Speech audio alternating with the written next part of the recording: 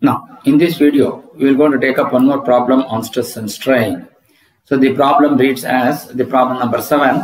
A short piece of steel pipe is to carry an axial compressive load of 1000 kilonewton with a factor of safety of 2 against yielding.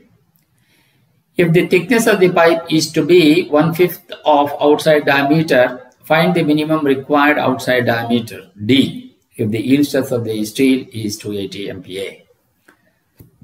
So here the data given is, first is the axial compressive load P is 1000 kilonewton, which is equal to 1000 into 10 to the power of 3 Newton, because 1 kilo will be equal to 10 to the power of 3. So that will be equal to 10 to the power of 6 Newton, and the factor of safety of 2, and sigma y is 280 MPa. 1 MPa will be equal to 1 Newton per mm square. So 280 Newton per mm square. Then take T will be equal to 1/5 of outside diameter, where the outside diameter has been given as the notation as D.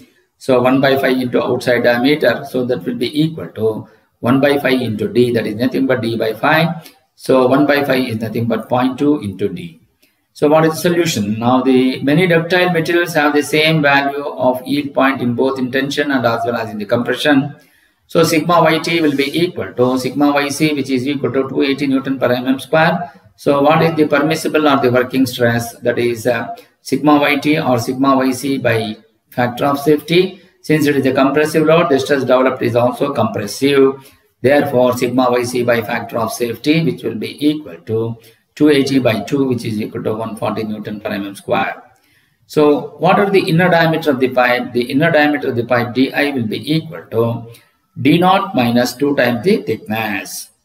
So here, what is D0? D0 is been mentioned. D0 has been mentioned as D. So you substitute the value of D0 as D minus 2 into thickness is 0.2 D. So 2 into 0.2 D. So D minus 0.4 D, that is equal to 0.6 D. Now we go for also what we know is the working stress sigma will be equal to axial compressive load divided by the area of cross section of the pipe, which is P by A.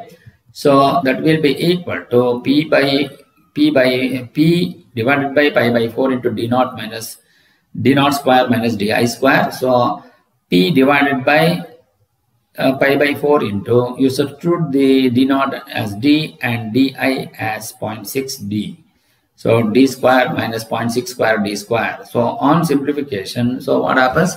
P divided by pi by 4 into, you take out the common factor of D square here into D square into 1 minus 0.6 square, which will be now you substitute the value of sigma as 140 divided by P is substitute the value of P as 10 to the power of 6 divided by pi by 4 into D square into 1 minus 0.6 square.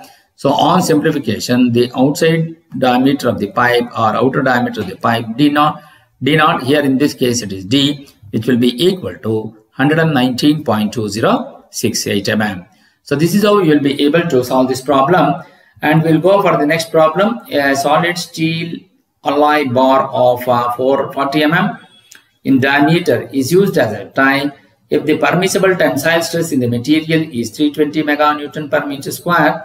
So determine the capacity of the bar if the hollow steel bar with internal diameter of 20 mm is used instead of solid alloy bar.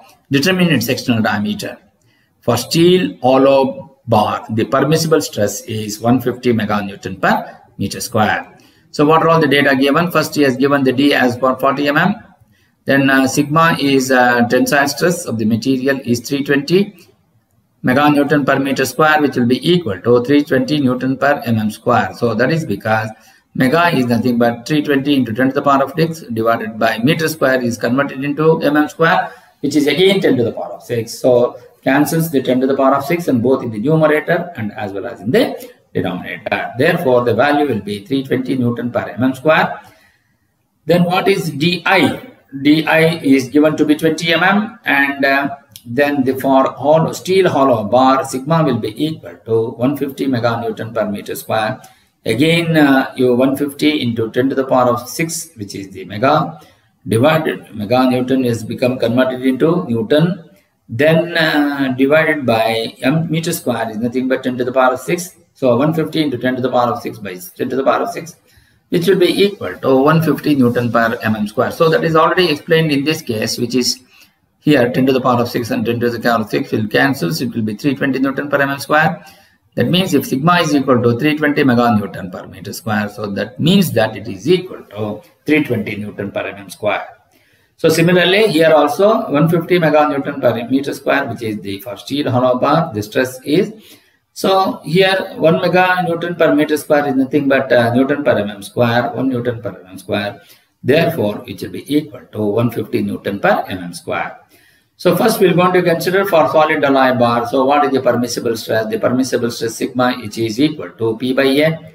So that is equal to P by pi by 4 into D square. So that is because first we want to find out the capacity of the bar. So the 320, which is the stress, divided by what is the capacity of the bar, see, that is equal to P divided by pi by 4 into the diameter of the hollow, diameter of the steel bar, which is 40 mm, which will be P pi by 4 into 40 square. So on simplification, the P will be capacity of the bar, P will be equal to 402.123.86 Newton, which will be equal to 402.123 or 14124 kilonewton. Now the steel, it is with the steel hollow bar, what is the permissible stress? The stress is sigma is equal to P by A, that is equal to P divided by pi by 4 into D naught square minus 3I square.